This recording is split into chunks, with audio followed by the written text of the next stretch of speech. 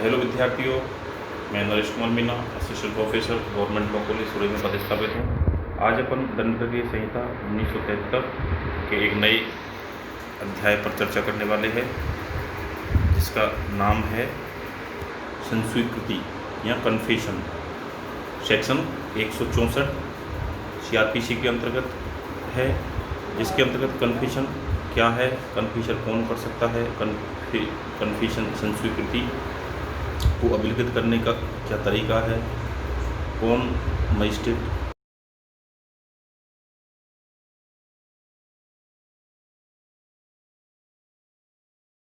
संस्वीकृति अभिलिखित करने की शक्ति किसको है, मतलब पावर ऑफ कन्फेशन को लिखित रूप जो करने की शक्ति है, लिखित करने की शक्ति को कौन से मजिस्ट्रेट को प्राप्त है। तो CRPC के अंतर्गत सेक्शन 164 ये कहता है कि मूल रूप से न्यायिक मजिस्ट्रेट प्रथम वर्ग या महानगर मजिस्ट्रेट, तो इसमें जो शक्ति दी गई है वो न्यायिक मजिस्ट्रेट प्रथम वर्ग के मजिस्ट्रेट को दी गई है और महानगर मजिस्ट्रेट को दी गई है।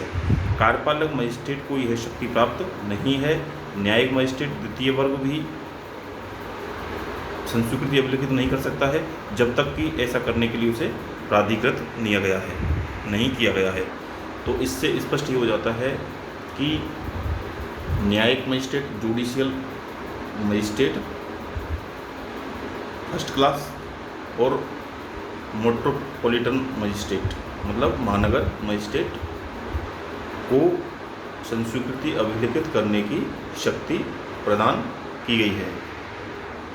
दूसरा इसमें जो है वो है कि एग्जीक्यूटिव मजिस्ट्रेट जो है, कार्यपालक मजिस्ट्रेट जो है, उसको संस्वीकृति अभिलिखित करने की शक्ति प्राप्त नहीं होती है। उसी प्रकार जो सेकंड क्लास न्यायिक मजिस्ट्रेट है, उसको भी जब तक प्राधिकृत या ऑथराइज नहीं किया जाए जब तक वह संस्वीकृति अभिलिखित नहीं कर सकता है। अब सेक्शन 164 क्या कहता है, तो कोई भी पुलिस अधिकारी न्यायिक संस्वीकृति को अभिलिखित नहीं कर सकता है, चाहे उसे मजिस्ट्रेट शक्ति ही क्यों न दी गई।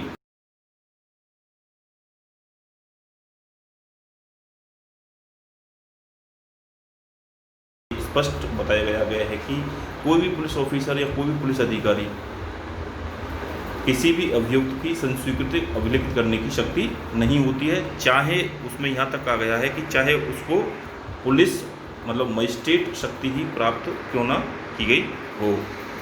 अब इसके बाद में अपन पढ़ेंगे कि शंकरिया बनाम राजस्थान राज्य का जो एक केस था, उसमें यह कहा गया था कि कानून ये नहीं कहता है कि अभियुक्त को संस्वीकृति करने से पूर्व पुलिस अभिरक्षा से निकाला जाना चाहिए, और ये भी नहीं कहता है कि ऐसी संस्वीकृति करने से पहले कम से कम 24 घंटे की अवधि तक न्यायिक हिरासत में रखा जाना चाहिए।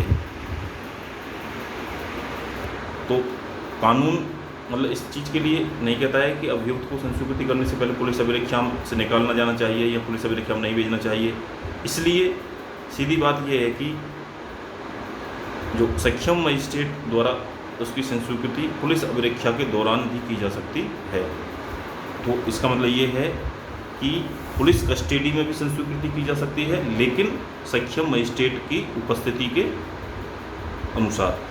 तो कानून ये कहता है कि संस्वीकृति अभिलिखित करने से पूर्व मजिस्ट्रेट को अपने आप को संतुष्ट कर लेना चाहिए कि अभियुक्त तो अपना कथन जो स्टेटमेंट है बिना किसी दबाव के दे रहा है। इसलिए अभियुक्त के कथन को अभिलिखित करने से पूर्व मजिस्ट्रेट को चाहिए कि वह उसकी परीक्षा कर ले। तो अब इसमें ये प्रश्न उठता है कि जब अभियुक्त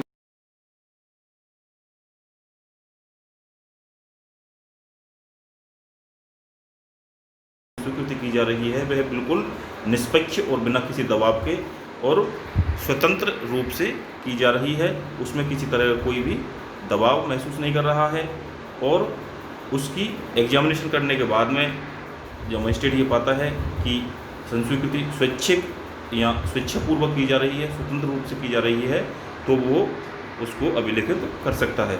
इसी प्रकार एक केस और था रामचंद्र वर्सेज उत्तर प्रदेश राज्य, तो उसमें भी 164 कहता है कि संस्वीकृति अभिलिखित करने से पूर्व मजिस्ट्रेट को चेतावनी दी जानी चाहिए। तो चेतावनी वार्निंग क्या है? तो यह है कि वह अपना कथन करने के लिए बाध्य नहीं है, मतलब मजिस्ट्रेट जो है वो अभियुक्त को ये कहेगा कि वह अपना कथन करने के लिए बाध्य नहीं है। अगर वो कथन करता है तो उसका उपयोग साक्ष्य के रूप में किया जा सकेगा और उस आधार पर सिद्ध दोष या कन्वेक्टेड किया जा सकेगा। तो ये वार्निंग मजिस्ट्रेट के द्वारा दी जाती है कि वह संस्वीकृति करने के लिए किसी प्रकार के बाध्य नहीं है, वह पूर्ण रूप से स्वतंत्र है, और यदि वह संस्वीकृति करता है तो उस संस्वीकृति के साक्ष्य के आधार पर उसको दोष सिद्ध किया जा सकता है। अब 164 कहता है कि चेतावनी देने के बाद अभियुक्त संस्वीकृति का कथन करने से मना कर दे तो ऐसी दशा में मजिस्ट्रेट उसे पुलिस अभिरक्षा के लिए प्राधिकृत नहीं करेगा। यदि चेतावनी के बाद में, वार्निंग के बाद में अभियुक्त ये समझता है कि वाकई में ये जो संस्वीकृति है उसके अगेंस्ट साक्ष्य के रूप में काम ली जा सकती है, इसलिए यदि वो मना कर देता है संस्वीकृति,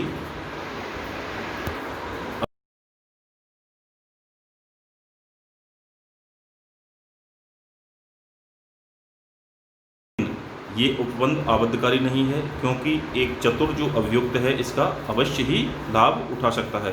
तो ये बाउंड मतलब बाध्यकारी प्रोविजन नहीं है, मैंडेटरी नहीं है।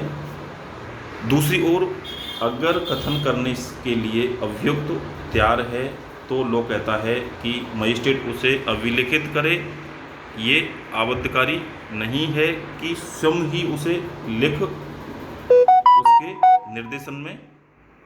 उसके निर्देशन में भी अभिलिखित कर सकता है, केवल उसकी उपस्थिति आवश्यक है। तो इसमें जो प्रश्न है वो ये है कि केवल उसकी उपस्थिति में ही, मजिस्ट्रेट की उपस्थिति में ही संस्वीकृति अभिलिखित की जा सकती है। उसमें जरूर नहीं है कि मतलब स्वयं लिखे, उसके निर्देशन में संस्वीकृति अभिलिखित की जा सकती है।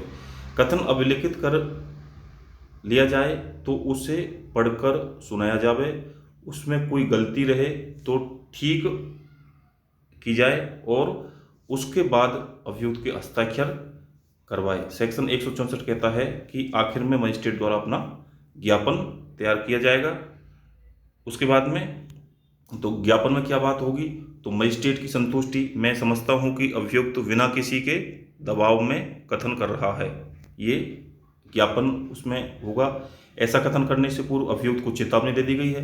कथन मेरे द्वारा या मेरे निर्देशन में प्रक्रियात्मक विधि द्वारा अभिलिखित किया गया है, इसके बाद मजिस्ट्रेट के हस्ताक्षर सील लगाई जाएगी। तो इस तरह से न्यायिक संस्वीकृति का दस्तावेज तैयार हो गया और न्यायालय के सामने अभियोजन द्वारा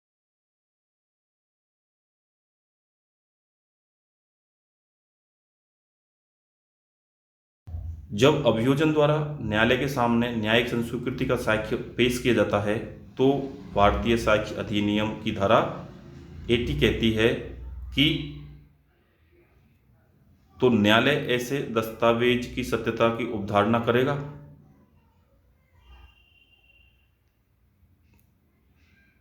उसकी अंतर्वस्तु के बारे में अवधारणा करेगा कि विधि के द्वारा विहित प्रक्रिया के अनुसरण में किया है, लेकिन 180 निश्चायक प्रकृति का नहीं है। तो एविडेंस एक्ट 1872 की धारा 80 ये कहता है कि जो एविडेंस अभियोजन पक्ष के द्वारा जो दस्तावेज पेश किया जाता है कोर्ट में, उसकी सत्यता की अवधारणा करेगा।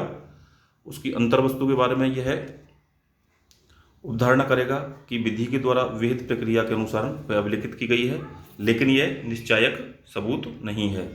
यदि इसको खंडन करने के लिए कोई आधारभूत साक्ष्य है तो उसके आधार पर इसको खारिज किया जा सकता है। तो स्टूडेंटों, आज अपन इस टॉपिक को यहीं समाप्त करते हैं। नेक्स्ट वीडियोज में अपन दूसरा टॉपिक पढ़ेंगे। Thank you.